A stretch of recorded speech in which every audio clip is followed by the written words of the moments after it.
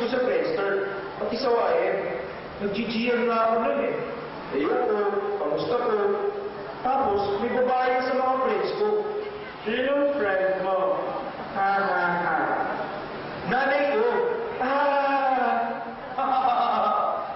Alam mo ba nung first year namin? Alam ng kabatch natin. Nasa harap ng pami. Pahanti nga ako sa mga dating gano'n ko dun eh. Once, ang malamit dun, dala-dala-dala, kahit lumatagat na ang pami. At pagkatapos din ang buhay ng first year, naaalala niyo pa ba yung freshman's night natin? Oo naman! Ganun pa nga naman eh. Hindi pa nga tayo maging batch ka dun eh.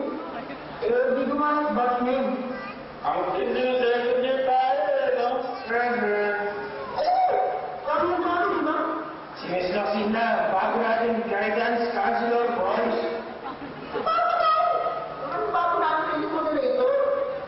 Pero yung school director natin, Louie. Oh, yung sabi mo Nikas? Oo nga, nakapakatiis niya. Tutog ko talaga, magiging director siya eh.